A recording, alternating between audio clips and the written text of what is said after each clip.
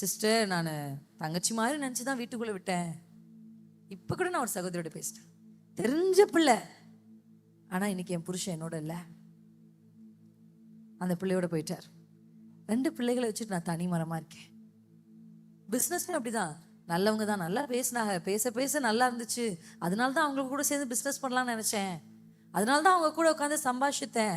ஆனால் இன்னைக்கு அவங்க நம்மளுடைய எல்லாவற்றையும் அழித்துட்டு பறித்து விட்டு போகிற மாதிரி ஆயிடுச்சு. ஆமா தானே? இது நடந்தது எதனால நீங்கள் நினைக்கிறீங்க? அறியாமைனால தான். ஆங்கிலத்தில் அறியாமைக்கு இக்னோரன்ஸ் அப்படின்னு பேர். இக்னோரன்ஸை வேதம் இருளோட கம்பேர் பண்ணுது, அறியாமையை வேதம் இருளோட கம்பேர் பண்ணுது. உங்ககிட்ட எத்தனை கோடி பணத்தையும் கொடுத்துட்டு உங்களை இருளை நடக்க சொன்னால் நீங்கள் எப்படி நடப்பீங்க? எப்படி நடப்பீங்க? பயத்தோடு நடப்பீங்க. கரெக்டாக இல்லைங்களா? எது இருந்தாலும் வெளிச்சம் இல்லைன்னா அந்த இடம் பயங்கரத்தையும் தாக்குதலும் நம்ம குறிக்கும்.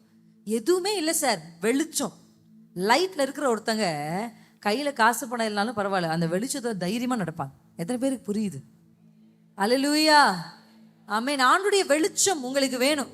அந்த வெளிச்சம் என்னன்னா, அறியாமையை போக எனக்கு தெரியல, நான் தெரியாம தான் விட்டேன், நான் தெரியாம தான் செஞ்சேன், நான் தெரியாம தான் கட்டி கொடுத்தேன், நான் தெரியாம தான் கட்டிட்டு வந்தேன், நான் தெரியாம தான் இந்த பிள்ளை இதில் சேர்த்து விட்டேன், எனக்கு தெரியாது இந்த ஆபத்துகள் இருக்கும் என்று எனக்கு தெரியாது. பாதி குடும்ப பிரச்சனைகள், 50% குடும்ப பிரச்சனைகள் எதினால் வந்ததுன்னா அறியாமையினால் தான் வந்தது. என் ஜனங்கள் அறியாமையினாலே சங்காரம் ஆகிறார்கள் கர்த்தர் எழுதுறார். இது ஏதோ புறஜாதியை குறித்து கர்த்தர் எழுதல, சபைக்குள் இருக்கிற தேவ சமூகத்தில் இருக்கிற ஜனங்கள் தான் அறியாமையினாலே சங்காரம் ஆகிற ஆண்டவர் பார்க்கிறார். அல்லேலூயா. உங்க வாழ்க்கையில இந்த அறியாம ஆண்டவர்கிட்ட சொல்லுங்க, அப்பா என்னை போதித்து நடத்துங்கப்பா, உங்க கண்ணை என் மேல வச்சு எனக்கு ஆலோசனை சொல்லுங்க, நான் தெரியாம ரைட்ல வச்சா கூட அது தவறா இருக்கும்னா எனக்கு உடனே சொல்லுங்க.